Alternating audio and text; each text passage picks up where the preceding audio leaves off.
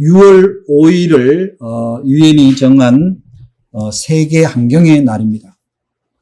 그래서 우리 개인의 성화가 사회적 성화로 이어지기를 추구하는 우리 감리교회에서도 6월 둘째 주일을 환경 선교 주일로 정하고 기독교인들이 환경에 대해서 성경적인 이해와 함께 그 사명이 무엇인지를 되새기도록 우리에게 요청하고 있습니다.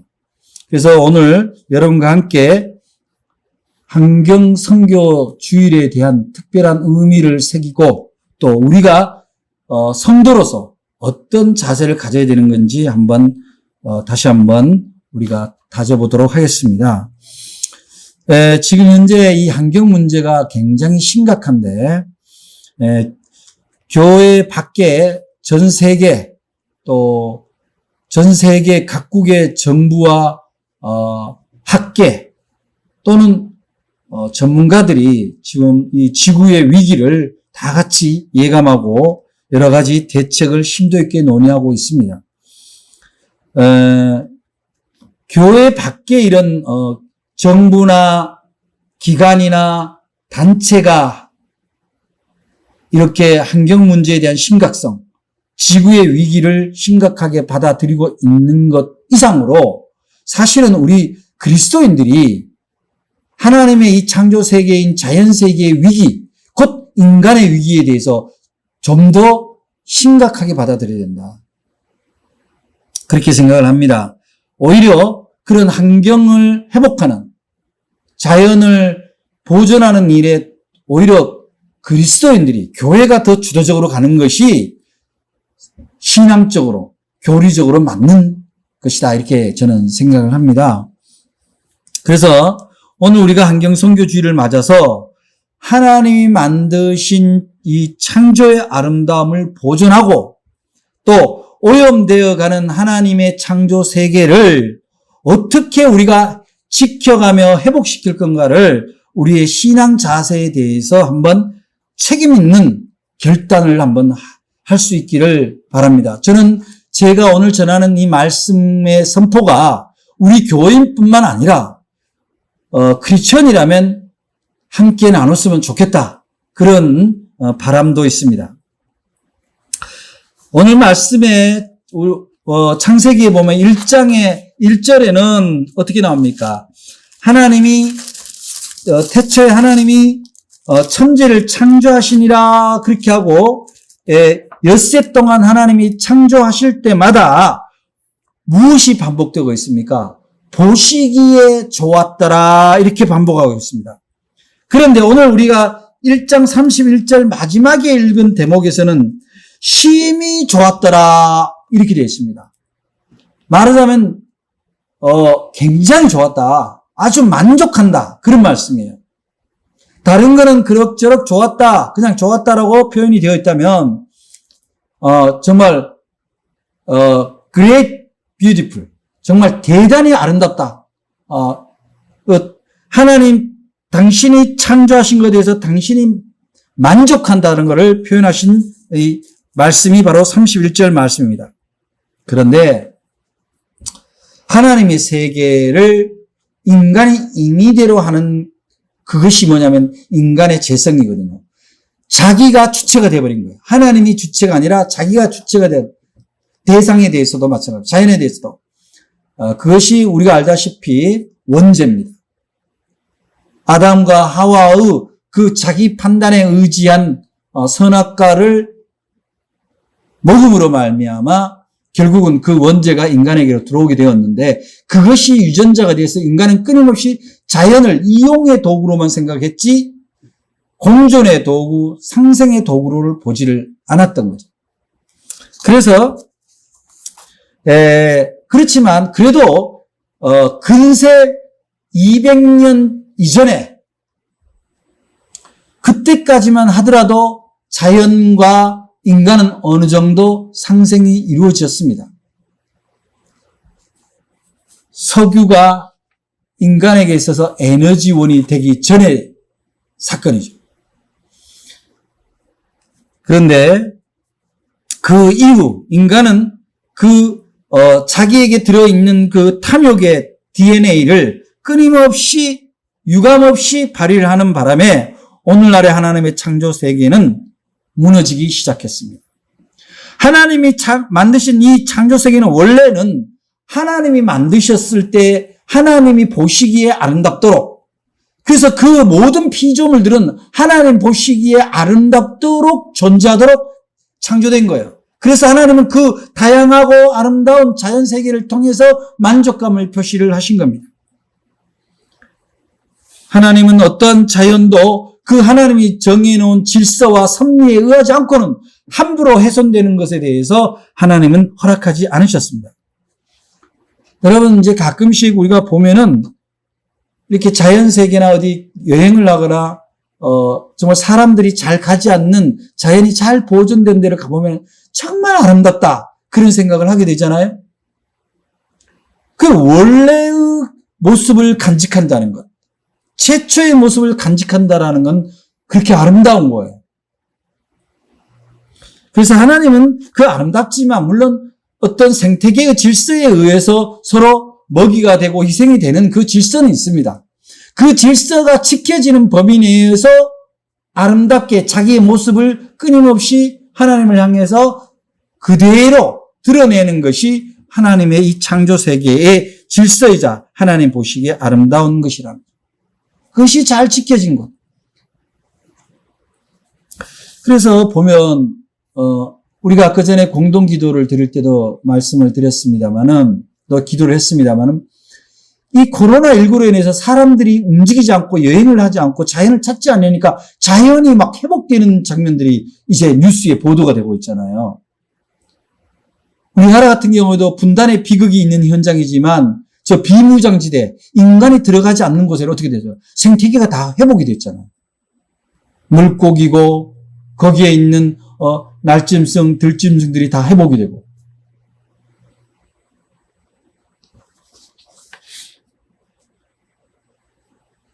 그러나 거기에 인간이 살아서는 안 된다. 인간이 사라져야 된다. 자연의 그런 취지가 아니라 결국은 뭡니까? 하나님이 만든 세계가 하나님 보시기에 심히 아름답다라는 것은 결국 조화를 이룰 때입니다.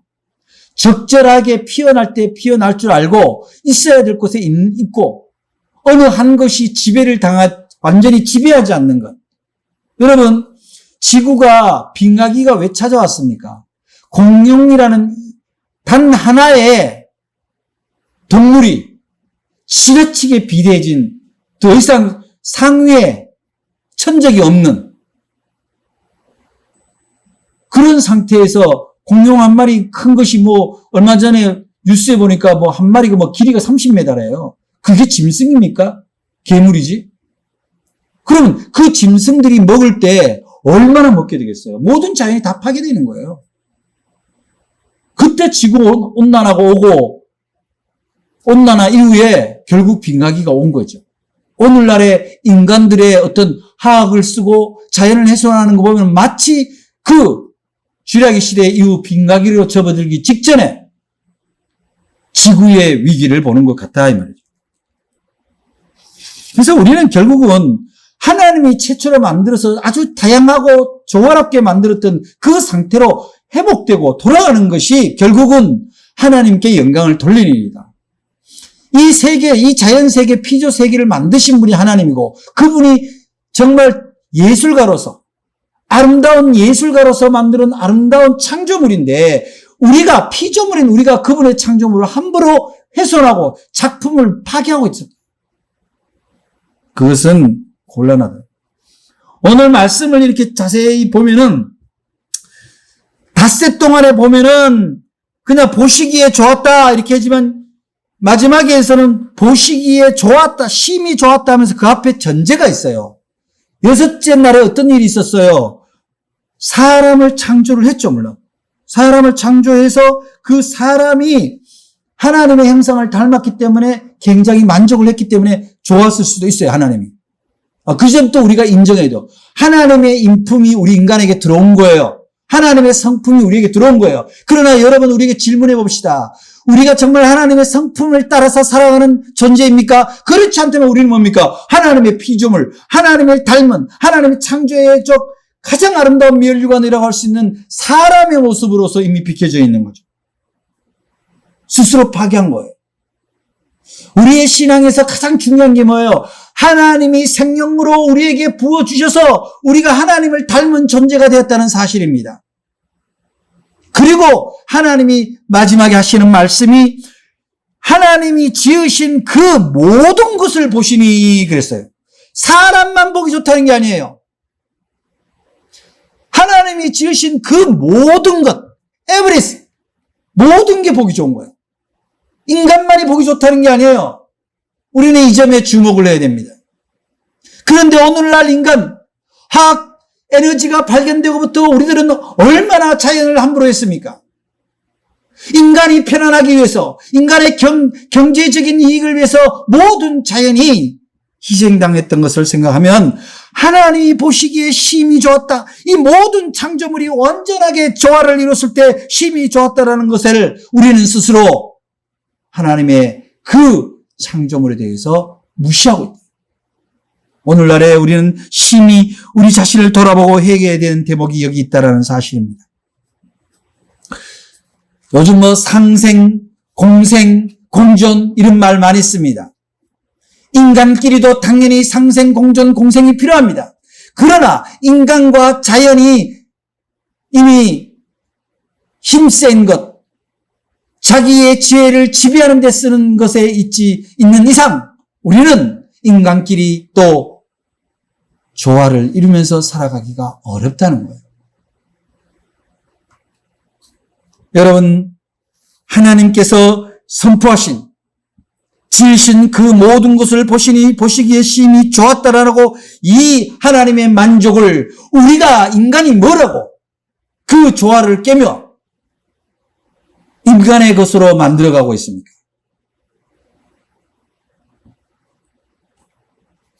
하나님의 형상을 따라 지음받은 사람들은 사실은 성경이 지배하라 이렇게 한글로 표현되어 있지만 저는 잘못됐다라고 봐요. 관리해라, 청지기 노릇을 해라 그런 얘기입니다. 말하면 공직자가 국민을 지배하는 게 아니잖아요. 국민이 더 잘 살도록 돕고 행정으로 잘 질서를 만들어주고 도와주는 거잖아요. 섬기는 거잖아요. 마찬가지입니다. 우리 인간이 자연을 지배하는 것이 아니라 하나님의 종으로서 잘 관리하고 보존하라는 그 청지기의 사명이 우리에게 주어진 거예요. 그래서 그 모든 것을 창조하신 그 모든 것을 보시니 심히 좋았더라. 왜냐? 하나님이 우리 인간에게 그것을 잘 함께 조화롭게 살아가도록 지혜를 주셨거든요. 생명을 부어주셨거든요. 그러나 인류는 어떻게 됐습니까? 하나님의 그 만족하심, 그 기뻐하심을 배신했습니다. 인류가 죄를 짓고 타락함으로 하나님이 맡겨진 창조 세계를 제대로 관리하지 못했습니다. 사람은 일방적으로 하나님의 다른 피조물들을, 다른 작품들을 함부로 부시며 조화를 깨뜨려 왔습니다. 인간들은 욕심대로 피조물을 자기의 도구로 삼아왔습니다. 인간들의 편의를 위해 다른 피조물들을 훼손하고 학대했습니다. 이제 지구의 오염은 심각을 넘어 이제 우리 인간 자신, 인류의 생존까지 위협하는 지경에 이르렀습니다.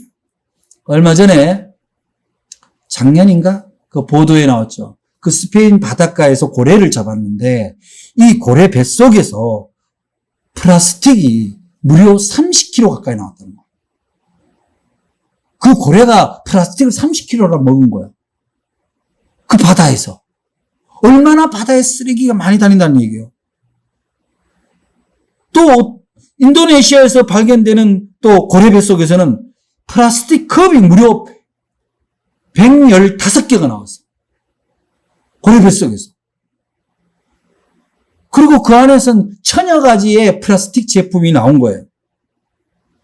이 살아있는 고래의 뱃속에 이러한 많은 플라스틱이 채워가고 있다는 거는 그 고래도 곧 자기 하나님이 주신 수명대로 사는 것이 아니라 자기 의지와 상관없이 죽어가고 있다가 죽은 거예요, 말하자면. 인간이 하나님의 생명에 대한 질서를, 그 수명을 인간이 임의대로 파괴를 한 거죠. 하나님 보시기에 얼마나 안타깝고 답답한 상황이었을까요? 지금 그 발견된 고래들 말고도 수많은 물고기들이 아마 그렇게 되어가고 있을 거라고 봐요. 작은 미세한 플라스틱 이 가루들이, 물고기들이 다 먹고 있다면. 최근 일본의 후쿠시마 원전 폭발 사건 이후에 지금 그 오염수, 핵오염수를 지금 바다에 방류하겠다는 거 아니에요. 원전 발전소라는 게 에너지 효율성은 있지만 결국은 이것이 문제가 되면 인간에게 엄청난 재앙이 가져온다는 걸 과학자도 알고 정부들도 다 압니다. 그런데 왜 그런 짓을 합니까? 당장의 이익에 눈이 멀은 거예요. 당장의 이익에. 우리가 에너지비가 비싸면 에너지를 덜 쓰는데 에너지를 무조건 싸게만 쓰기로 하는, 이건 어디의 중심입니까? 이익 중심이거든요. 결과적으로 파괴되고 오염시킨 그 자연 세계의 그 엄청난 열매들이 인간에게로 고스란히 돌아오고 있습니다. 부메랑에 대해서 오는 거죠. 사실 물고기, 우리가 이제 생선을 먹지만 이 생선들에게서 난 특히 이렇게 해안에서 이렇게 양식하는 물고기들 있잖아요. 더 위험하지 않을까 싶은 생각도 들어요. 왜냐하면 이 쓰레기 폐물들이나 미세 플라스틱들이 다 밀려서 어디로 오겠어요? 다 해안으로 오잖아요. 파도에 밀려서. 그럼 그런 것들을 누가 먹겠냐고.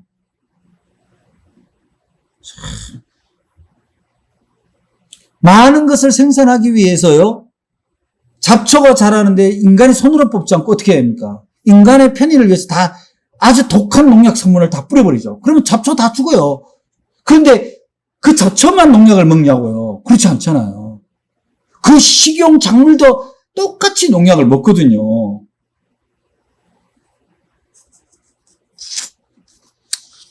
이게 다 어떤 일입니까? 요즘 차량이 이제 SUV 차량이 많이 유행을 한대요. 이렇게 힘이 있어 보이고, 또, 여러 가지로 에너지 효율성도 있고 하니까. 그런데 그 에너지 효율성 때문에 계속 그런, 경유를 많이 쓰게 되면은 그 탄소는 어떻게 되나 모르겠어요. 이제는 우리는 하나님의 이 창조 세계를 파괴시켜왔던 지난 200년의 역사를 우리는 곰곰이 돌아보고 회개해야 됩니다. 하나님은 우리들에게 오늘도 말씀하셔요. 내가 창조했던 세계, 너희들과 함께 조화롭게 살라고 했던 이 피조 세계가 온전하게 회복되도록 너희에게 내가 촉구한다. 지켜보겠다. 그것은 하나님의 만족을 위해서라기보다도 우리 자신을 살리기 위한 하나님의 뜻이기도 합니다. 로마서 8장 19절부터 23절에 하나님은 인류의 타락으로 인하여 겪고 있는 피조물들의 고통과 신음소리를 들으신다라고 분명히 기록하고 있습니다. 모든 피조물들이 하나님의 아들들이 나타나서 썩어짐의 종로에서 해방되어 하나님의 자녀의 영광에 이르기를 원한다라고 분명히 성경은 우리에게 전하고 있습니다. 모든 피조물들은 예수 그리스도를 믿는 믿음의 하나님의 자녀들이 예수님이 나중에 재림해서 부활해서 영광의 몸을 입고 예수 그리스도의 영광에 참여한 날을 기다리고 있는 것이 우리의 재림 신앙입니다. 그 모든 날에 인간만 부활하고 인간만 창조의 아름다움에 참여하는 것이 아닙니다. 하나님이 만든 모든 피지석에도 그렇게 회복되는 것이 하나님의 뜻이고 그것을 위해서 예수님이 왔다. 그러면 그렇게 회복되는 과정에 우리는 과연 우리 자신의 탐욕을 위해서 막 살면서 모든 자연을 파괴하든지 죽어가든지 하는 것을 내버려 둔 채로 우리가 살아가는 것이 하나님의 자녀로서 예수 그리스도를 따르는 예수 그리스도의 제자로서의 모습이냐? 그때 부활의 재림에 동참할 수 있느냐라는 것에 대해서는 우리 자신이 돌아봐야 되는 거예요. 그저 교회 나와서 예배 드리고 우리의 삶의 문제를 하나님 앞에 기도했다고, 인간만을 위해서 기도했다고, 그것만을 위해서 살았다는 것이 예수님이 이 땅에 다시 오실 때 우리가 칭찬받겠냐는 거예요. 들림을 받겠냐는 거예요. 골로새서 1장 20절에는 이렇게 말씀하고 있습니다. 그의 십자가의 피로 화평을 이루사 만물, 이렇게 합니다. 만물, 곧 땅에 있는 것들이나 하늘에 있는 것들이 그로 말미암아 자기와 회복하게 되기를 기뻐하심이라, 이렇게 나옵니다. 인간만을 위해서 하나님이 회복되는 걸 원하시지 않는다는 거예요. 반드시 만물, 곧 땅에 있는 것들이나 하늘에 있는 것들이 예수 그리스도와 함께 회복되기를 원하신다는 것을 사도 바울은 우리에게 분명히 전하고 있습니다. 또한 에베소서 1장 10절에서는 하늘에 있는 것이나 땅에 있는 것이 다 그리스도 안에서 통일되게 하려 하십니다. 하늘에 있는 것이나 땅에 있는 것은 바로 하나님의 피조 세계를 얘기합니다. 이 자연 세계를 얘기합니다. 하나님의 소원은 무엇입니까? 하나님의 소원은 창조의 아름다움을 회복하기를 원하신다는 것을 우리가 믿고 그대로 살아가기를 원하신다는 거예요. 계시록 21장 5절에 보면 보좌에 앉으신 이가 이르시되 보라 내가 만물을 새롭게 하노라, 이렇게 나옵니다. 만물을 새롭게 하노라지 인간만을 새롭게 한다는 게 아니에요. 내가 너희를 새롭게 하겠다는 게 아닙니다. 예수님의 십자가의 죽으심은 사람만을 구원하심이 아니라 모든 피조물까지 구원하기를 위하여 십자가를 지셨다는 사실을 믿으시기를 바랍니다. 모든 피조물들까지 하나님이 보시기에 심히 좋았던 원래의 모습으로 회복되기를 원하셔서 예수님이 이 땅에 오신 거예요. 오셔서 그러한 영성을 우리 하나님을 닮은, 예수님을 닮은 우리들에게 주셨다는 사실. 그 영성, 자연 세계를 내 것이라고 생각하지 않고 하나님이 허락한 우리의 삶의 터전이라고 생각을 하고 조화를 이루도록 그 온전한 눈을 가질 수 있도록 우리에게 성령님을 허락하셨다는 사실. 성령님은 우리의 믿음을 허락하셨지만 그 믿음 안에 이 자연 세계, 피조 세계와 함께 회복되는 그 영적인 눈, 영성을 허락하신 성령이라는 사실을 여러분들이 믿으시기를 바랍니다. 그래서 오늘 말씀에서 우리가 깨달아야 되는 건 뭡니까? 그렇다면은 이 자연의 위기, 하나님의 피조 세계의 이 고난과 이 고통을 바라보며 우리는 어떤 선교적 책무, 하나님의 자녀로서 살아가야 될 것인가를 우리가 오늘 반드시 깨닫고 그렇게 살아가야 할 것이라고 여러분에게 부탁을 드립니다. 이렇게 타락한 창조 세계에 다시 오실 예수님이 만약에 새롭게 하지만 그 예수님이 새롭게 하실 동안에 우리가 하나님의 청지기로서 몇 가지 중요한 책무가 주어져 있다는 사실입니다. 그 첫째가 우선은 우리가 이 죽어가는 하나님의 자연세계 피조물들의 신음소리, 고통을 들여다봐야 된다는 거예요. 그 울음을 들어야 된다는 거예요. 사람들은 이 탄식하고 있는 피조물들을 더 이상 신음하지 않도록 하나님의 창조물인 자연의 생명들을 소중히 여기는 그 마음을 가져야 되고 영성을 가져야 됩니다. 하나님의 모든 창조물은 인간만을 위한 이용의 대상이 아니라 함께 상상하는 하나님의 섭리를 지키는 청지기로서의 책임을 가지고 있다는 것을 명심해야 됩니다. 하나님의 피조 세계를 잘 보존하는 일은 전도의 명령보다 오히려 먼저 허락된 하나님의 한 인간에게 주어진 사명이라는 사실을 우리가 잊지 말아야 합니다. 하나님의 자연 세계를 잘 지키는 일은 그리스도의 구속 사역에 참여하는 그 어떤 사명보다도 우선된다는 사실을 여러분들이 믿으시기를 바랍니다.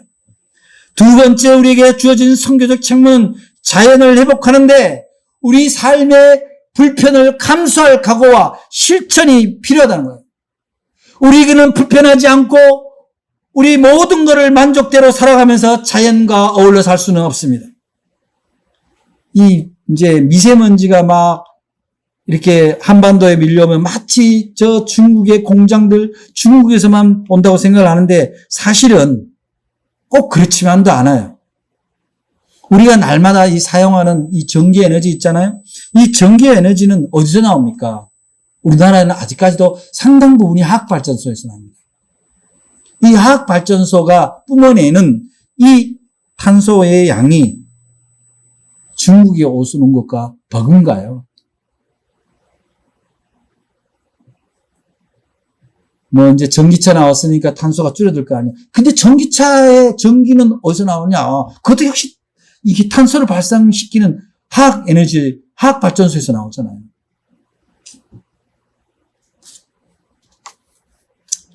참 사실 전기를 아껴 써야 되고, 저도 뭐 차량을 운행합니다만 차량도 가급적 덜 타고 그런 우리들의 불편을 좀 감수해야 될 것 같아요. 단순히 전기를 아낀다라는 게 그저 전기세 아끼고 생활비를 아낀다 이런 개념보다는 자연을 살리는 일에 우리가 얼마만큼이라도 참여를 해야 된다. 우리나라 한 가구당, 예를 들어서 3천 가구다 그러면 한 가구당 월 1kW만 절약해도 얼마나 많이 절약되겠어요.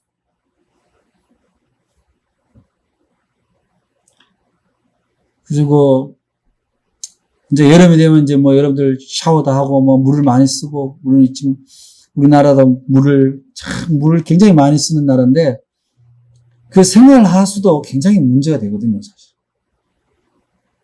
그 생활하수를 정화하는 처리하는데 그 처리하는 약물들이 다 뭐예요? 다 화학약물이잖아요.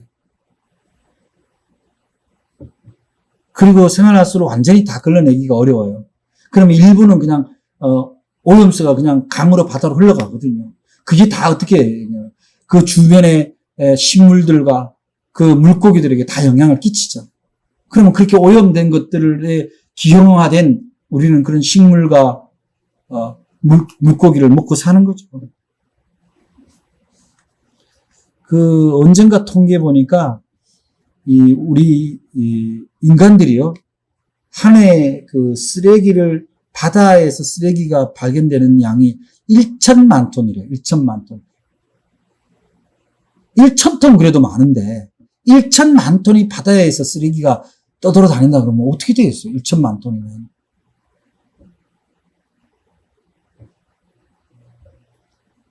버리는 것도 정말 조심해야 될 것 같아요. 아껴야 될 것 같아요. 그래서 이제 앞으로 정부는 그런 폐기물들이 많이 발생하지 않도록 포장재나 제품에 대해서 통제를 하고, 화학 제품에 대해서는 좀 더 그 환경 부담금을 많이 매기는 그런 정책을 써서 좀 비싸서 우리 시민들도, 국민들도 좀 덜 쓰고, 아껴 쓰고, 그렇게 하는 그런 불편함을 감수되는 그런 것이 있어야죠. 뭐, 우리 사실, 저희 집에서도 보면 이렇게 재활용 분리할 때 투명, PT병은 다 포장, 상표 스티커 다 떼고 깨끗하게. 그거 참 번거롭잖아. 옛날 같으면 그냥 두루룩 뭉쳐서 버리면 되는데, 지금은 그걸 다 떼고 깨끗한 거는 깨끗한 것끼리. 또, 저도 지금 뭐 저한테 일주일에 책이 평균 한 10건쯤 옵니다. 그 10건 책 오면 포장지를 다 스카치 테이프로 붙여요. 그래서 제가 어느 날부터는 가급적이면 풀로 붙이자 그런 생각이 들더라고요. 그 스카치 테이프로 붙이면은 그거를 종이를 재활용할 때 그 일일이 다 떼야 되거든요. 나는 떼면은 몇 개 안 되지만 모아서 떼려면 힘드니까 그걸 다 그냥 폐기 처분해버리는 거죠. 다 태우는 거예요. 그럼 그게 또 다 화학으로 다 나오는 거죠. 그래서 아끼고 재활용하는 삶을 오히려 자랑스럽게 생각하는 것이 바로 진정한 그리스도인이에요. 진정한 하나님의 창조 세계를 인정할 줄 아는 사람입니다. 세 번째 우리의 청문은 뭡니까? 하나님의 창조 세계를 바라보면서 하나님께 감사할 수 있어야 돼요. 하나님께 찬양을 드릴 수 있어야 돼요. 자연 세계를 돌아다니면서 산책을 하면서 걸으면서 등산을 하면서 또 바닷가를 둘레길을 걸으면서 우리는 그 창조 세계를 누리고 감사함이 있어야 돼요. 그리고 그래서 그것이 소중하다는 것을 깨닫고 더욱 지키고자 하는 노력이 필요하다는 거예요. 보기 좋다. 제주도 올레길, 시흥의 늪내길, 둘레길을 막 걸으면서 보기 좋다 그래서 주머니에서 쓰레기나 버리고 가고 뭐 마시던 거 먹던 거 그냥 아무 데나 버리고 가고, 그거는 이중적인 그런 자세죠. 모르는 사람은 그러더라도 우리 크리스천이 그래서는 안 되는 거예요. 거기가 주인이 누구입니까? 하나님이에요. 그리고 그 터전은 우리의 터전이 아니라 거기에 있는 동식물들의 터전입니다. 하나님이 허락한 터전이에요. 인간들이 마음대로 거기를 훼손하고 방해할 수가 없습니다. 아무리 보기 좋은 것도 저는 사람들의 출입을 일정 인원수로 통제했으면 좋겠어요. 너무 많이 가는 것도 저는 맞지 않아요. 근데 우리가 이랬잖아요. 이 자연세계가 얼마나 좋으냐면은, 뭐 저도 시인입니다만, 시인 아닌 사람들도 이렇게 물 맑은 계곡에 꽃이 피고 새들이 울고 물고기가 다니는 거 보면은 저절로 마음의 평화가 찾아오고 감탄사가 나오고 그냥 거기에 앉아있는 내 자신이 행복해집니다. 그러니까 사람들이 어떻게 해요? 대부분이 뭐 기촌, 기농한다라는 게 왜 그래요? 그런 자연세계에서 자기가 조화로운 존재가 되고 싶거든요. 그건 어떤 마음입니까? 하나님이 주신 마음이에요. 하나님은 그 아름다운 피조 자연 세계를 보면서 인간들이 만족을 느끼고 행복을 느끼도록 해주셨는데 그거를 오히려 파손하고 그렇게 하는 것은 결국 하나님께 찬양을 드리는 모습이 아니다. 그래서 그 자연 세계를 우리가 누리고 나누기 위해서라도 우리는 그러한 자연 세계에 대해서 보존에 대한 마음을, 아끼는 마음을, 작은 것도 함부로 하지 않는 마음을 가져야 된다는 사실입니다. 마지막으로 우리는 지금의 환경 위기를 심각한 선교 위기로 받아들이고 우리의 신앙적 깨달음과 실천을 해야 한다는 겁니다. 환경 문제를 그저 교회의 부수적인 봉사나 캠페인 활동으로 여길 것이 아니라 지구의 생존 문제, 하나님의 창조 세계를 지키는 일로서 심각한 각성과 실천 의지를 가져야 한다는 사실입니다. 물론 정부와 에너지, 당국, 과학자들이 끊임없이 화학연료나 석유 부산물에 대한 대처하는 연구와 그런 정책이 필요합니다만은 자연의 일부인 우리 사람이, 우리 개개인이 먼저 자연을 위협하는 그런 제품들에 대해서는 엄격하게 소비를 제한하는 그런 실천적인 문제가 주어졌다는 사실입니다. 그것이 선교예요. 그런 화학적인 공산품을 덜 쓰는 게 우리가 하나님의 창조 세계를 지키고 그 피조물들의 생명을 살리는 환경 선교에 우리가 참여하는 길이다 이런 말씀이죠. 우리가 쓰레기 문제, 또 화학 제품 사용 문제, 또 석유를 계속 쓰는 문제 이런 것들은 사실 우리 자신이 먼저 소비를 줄이는 것부터 출발해야 돼요. 소비를 줄이는. 피동적으로 정부가 금액을 많이 올리니까 비싸서 덜 쓰고 그런 것도 있을 수 있지만 우리가 먼저 줄이는 게 필요하다. 먼저 실천해라. 특히 누가? 우리 크리스천이. 왜냐? 크리스천은 이 피조세계, 자연세계는 하나님의 것인 걸 하나님을 찬양하는 그대로를 살려야 된다는 것에 우리의 믿음이 있기 때문에 그렇습니다. 자연을 살리지 못한다면 사람도 살릴 수 없습니다. 우리는 더 이상 이제 구경꾼으로 살 수 없습니다. 자연을 회복하는 이 선교 활동이야말로 그 어떤 선교 사명보다 소중하다는 것을 우리가 깨닫고 우리의 삶에서 그 사명을 드러내어야 합니다. 그랬을 때 하나님은 이 인류의 타락으로 겪고 있는 이 피조물들의 고통과 신음소리를 들으시고 이 모든 피조물들이 하나님의 아들들이 나타나 썩어짐의 종로로서 해방한다는 이 성경 말씀대로 우리들이 나타나서 우리가 진정한 피조물들을 사랑하고 공생하고 조화를 이루는 우리들이 나타나서 하나님의 자녀로서 영광에 이르게 하는 그 사명을 우리가 감당하고 그 말씀이 그대로 이루어지도록 우리가 먼저 작은 실천이 필요합니다.